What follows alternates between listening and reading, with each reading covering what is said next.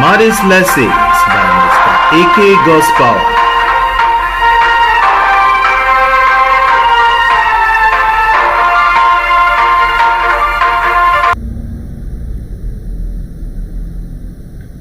Hello everyone, it is my pleasure to welcome you to another interesting class. Our topic today is measurement capacity. So we're going to learn how to measure capacity, how to convert one unit of capacity to another, and how to add and subtract liters. So let us get started. The topic once again is measurement capacity. So what is capacity? Capacity is the amount of liquid a container can hold. That's how we can define capacity. The amount of liquid a container can hold. And the standard unit for measuring capacity is the liters. The standard unit for measuring capacity is the liters. And these liters can be converted to other units. And let us see this from the conversion table. Now take note that 10 milliliters is equal to 1 centiliter. 10 centiliters is equal to 1 deciliter. 100 milliliters is equal to 1 deciliter. And 10 deciliters is equal to 1 liter. And then you did a little bit of conversion of liters when you were in your lower grades, your previous grade in primary 3. You did conversion of liters, and I know you are very familiar with this conversion table. But there is more. We still have 100 centiliters equal to 1 liter, and 1000 milliliters equal to 1 liter, and 1000 liters equal to 1 kiloliter. So this is how to convert one unit of capacity to another. But the standard unit for measuring capacity is the liters, and this can be converted to other units. Now let us also see the formula that we apply when converting one unit of capacity to another. Now take note of the directional arrows at the bottom and on top. Now from right to left at the bottom, you see that to convert milliliters to centiliter, we divide by 10, because 10 milliliter make 1 centiliter. And if we are converting from centiliter to deciliter, we also divide by 10. And if we are converting from deciliter to liters, we divide by 10 also. But if we are converting from liter to kiloliter, we divide by 1000, because 1000 liters make 1 kiloliter. But above, if we are converting from kiloliter to liter, we multiply by 1000. And if we are converting from liter to deciliter, we also multiply by 10. And if we are converting from deciliter to centiliter, we multiply by 10 also. And finally, if we are converting from centiliter to milliliter, we multiply by 10. We did all this when we were in primary 3, isn't it? Yes, we're just going to take one revision question on conversion of units of capacity. Let's look at just one revision question. Change 35 liters 27 milliliters to milliliters. We're changing 35 liters 27 milliliters to liters. So what do? To change from liters to milliliter, what do? let's take a look at the formula once more. Yes, so where do we have milliliter? Look at it. We have milliliter at the far right. That's milliliter. And we're converting from milliliter to liters. So we are from liter to milliliter, we are going to multiply by 1000. So that means that 1000 milliliter make 1 liter. So now let's take the question again.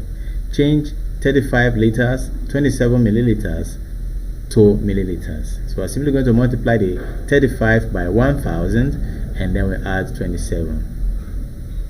So that's the formula. 1 liter is equal to 1000 milliliter. So let's go ahead and do that. So we have 35 liters, 27 milliliter equal to 35 times 1000 milliliter. And 35 times 1000 will give us 35,000. And now if we add 27 milliliter, our answer is going to be 35,027 milliliters. So that is it. So to change from liters to milliliter, we simply multiply by 1000. So this is just a quick reminder of how to change from liters to milliliter. We did a lot of this in primary 3. So this is just a review of what we did while we were in primary 3. So let's take one more example.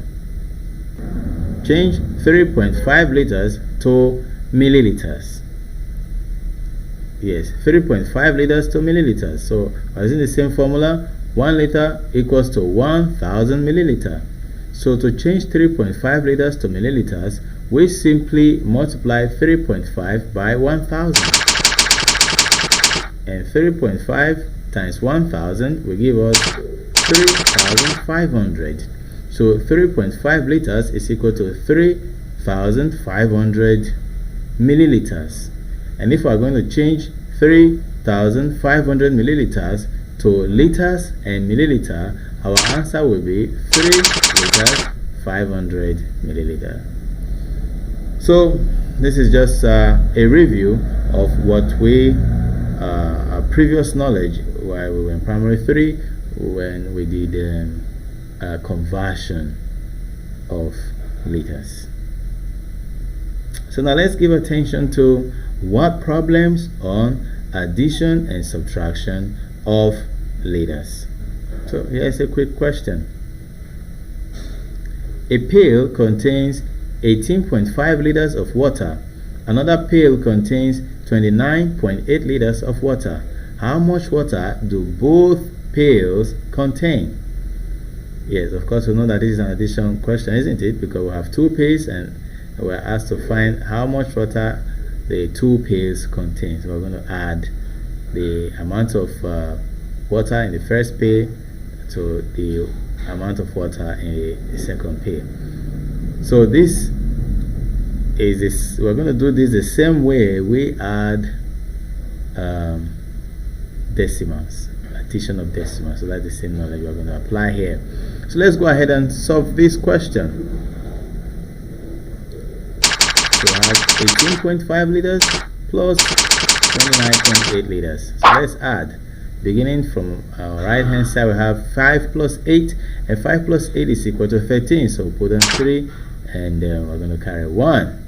Now, let's trace the decimal point and put it. Yes, trace your decimal point and put it. And then the one we carried is here. We add the 1 to 8, and that will give us 9. And 9 plus 9 is equal to 18. So put on 8 and also carry 1. And then the 1 plus 1, 2, plus the 2 we have there, that is 4. So our answer is 48.3 liters. Pretty easy, isn't it? Yes, very easy.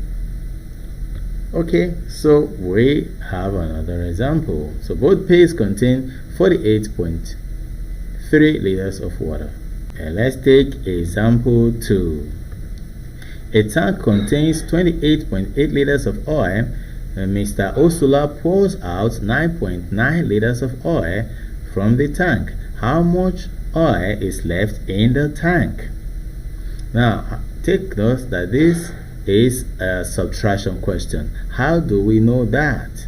First, we had 28.8 liters of oil in a tank, and 9.9 liters is poured out. So to pour out means to remove, and that is subtraction, isn't it? Yeah. So if we remove 9.9 liters from the 28.8 liters, the amount of oil left in the tank will reduce. So that means the question is subtraction. So we're simply going to subtract 9.9 from 28.9. So we have 28.8 minus 9.9 liters. Let's subtract. We cannot subtract 9 from 8, can we? No. So what do? We borrow from this 8, and this is left with 7. We're going to 1 here, we have 18. Now we can take 9 away from 18, right? Yes. 18 minus 9 is equal to 9. Now trace your decimal point and put it down, and now we subtract 9 from 7, which is not possible. So we'll still borrow from 2, and this 2 is now left with 1. The 1 we borrow, we bring it here, we have 17. And 17 minus 9 is equal to 8. Now 1 minus 0 is 1. So if we take 9.9 liters of oil from 28.8 liters of oil, we will be left with 18.9 liters of oil. So 18.9 liters of oil is left in the tank. So that is what problem on addition and subtraction. Let's see more example. 1 barrel contains 150.5 liters of beer. How much beer do 12 barrels contain? Now, this is not addition problem, and it's not subtraction either. This is multiplication problem. Yes, this is what problems on multiplication. So, because we are told that 1 barrel contains 150.5. Now they're asking us how much beer do 12 barrels contain. So if it is 2 barrels, it will be 150 times 2. But now we have 12 barrels. So to solve, we multiply 150.5 by 12. 1 barrel equal to 150.5 liters. So 12 barrels will be equal to 150.5 times 12. Now take note, while doing multiplication of decimals, we multiply directly before adding our decimal point. Get our answer first before putting decimal point. So you multiply ignoring the decimal point. That's how we do multiplication of decimals, so that we will avoid making mistake. But we'll have to take note of the number of decimal places that we have in the number. For example, in this number 150.5 is in 1 decimal place, because we have just 1 digit after the decimal point. So that is 1 decimal place. So after getting our answer, we also give our answer in 1 decimal place. So let's go ahead and multiply 150.5 by 12. So now let's multiply. So let's start with the 2 on the right hand side. So 2 times 5 is 10, put on 0, carry 1. And 2 times 0 is 0 plus that 1, have 1. And 2 times 5 again is 10, put on 0, carry 1. And 2 times 1 is 2 plus the 1 you carried, 3. So now we're going to use 1 to multiply. 1 times 5 is equal to 5. And 1 times 0 is 0. 1 times 5 again is 5. And 1 times 1 is 1. So now we'll go ahead and add these two numbers. 0, 1 plus 5 is 6. And 0 plus 0 is 0. 3 plus 5 is 8. And we have 1. So then let's put our decimal point. So we have 1 decimal place. So just from the right hand side, we count 1 and put a decimal point. So that is how to do it. So we're just going to move from the right hand side, move once, and place the decimal point there. So yes, that's the decimal point. And so our answer is equal to 1,806 liters of beer. So the 12 barrels contain 1,806 liters of beer. Let's take one more example before we wrap up today's class. So I have example 4. Question. In 7 weeks, a milkman sold 864.5 liters of milk to a hostel. How much milk did he sell to the hostel each week?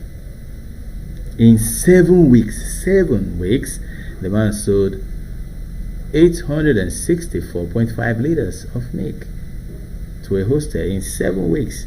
So to find the amount of milk he sold in 1 week, we have to divide 864.5 by 7. So let us use long division to find the solution to this question. So we have 864.5 divided by 7.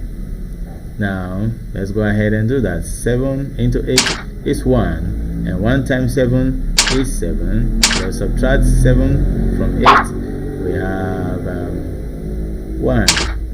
7 cannot go into 1, so I'm going to bring down this 6. Now I have 16, and 7 can go into 16 2 times, and 2 times 7 is equal to 14. Now you take 14 away from 16, you have 2, and so we'll still go ahead and bring down this 4 and put it here, so we'll have 24, and 7 can go into 24 how many times? 3 times, and 3 times 7 is equal to 21. And if we take 21 away from 24, we'll have 3. 7 cannot go into 3, so we're going to bring down the 5. But before we bring down 5, observe that there is a decimal point before 5. So what we do is to put a decimal point there on top, and then we'll bring down the 5. Now we have 35. So we can divide 35 by 7, and 7 into 35 is 5, and 5 times 7 is 35. And if you take 35 away from 35, you will get 0. So this means that the milkman sold 123.5 liters of milk to the hostel in 1 week. And this is where we draw the curtain of this lesson. I hope you found this lesson very interesting. Yes, so until we see again, it's bye for now. Mathematics Lessons by Mr. A.K. Gospel.